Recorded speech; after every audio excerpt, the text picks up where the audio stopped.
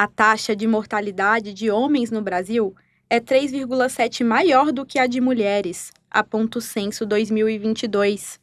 Das mais de 1.300.000 mortes registradas, entre agosto de 2021 e julho de 2022, 54,3% eram do sexo masculino e 45,5% feminino.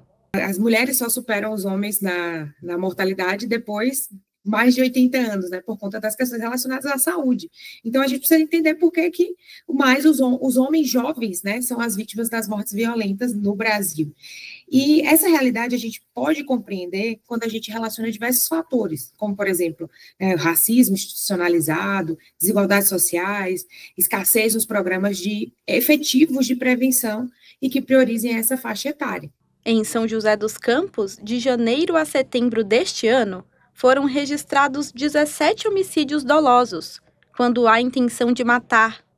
Os dados são da Secretaria de Segurança Pública. Para a vereadora Amélia Naomi, essas mortes muitas vezes estão associadas a fatores sociais. E essa questão da violência ela é muito complexa, ela não pode ter cor, não pode ter raça, mas infelizmente hoje o que prevalece é muito isso, né? Essa situação econômica. Só vamos mudar tudo isso se mudar a cabeça dos homens, das mulheres, das crianças. E para isso tem que ter educação, né? A pesquisa aponta que os homens jovens estão mais suscetíveis a situações de risco. O maior número de mortes entre eles ocorre na faixa de 15 a 34 anos. As principais causas são falta de oportunidades e violência. Essa violência contra jovens e adolescentes, eles atuam como uma verdadeira epidemia dentro da sociedade brasileira. Inclusive, dados do Atlas da Violência revelam que a cada 100 homicídios, 34 das vítimas são jovens entre 18 e 29 anos. Os homens jovens, eles são mais facilmente cooptados pelas organizações criminosas, principalmente dentro deste cenário de desigualdade, de falta de oportunidades no mercado de trabalho, né, de estudo, de emprego, e além da maior lucratividade, que muitas vezes a prática de condutas como o tráfico ilícito de entorpecentes, elas são condutas que geram mais lucratividade do que os empregos, a remuneração em empregos formais, né, e em atividades lícitas. Para reduzir esses índices, a especialista em direito criminal destaca a importância do controle ao acesso às armas de fogo. Segundo ela, quando esse acesso é facilitado, a mortalidade tende a aumentar. O impacto do trabalho silencioso da polícia, né, aquele fruto de um aprimoramento da inteligência policial, dos programas multissetoriais para prevenir a violência, eles revelam um trabalho muito mais eficaz na redução desses índices de violência.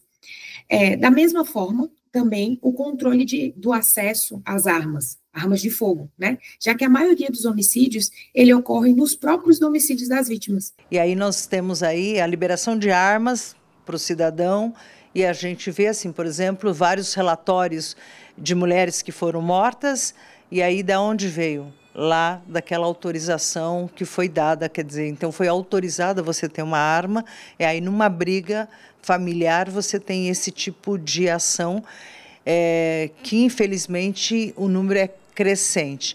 Esses dados alarmantes reforçam a importância de medidas de proteção à juventude brasileira, especialmente aos homens, mais expostos a situações de risco que resultam em mortes prematuras.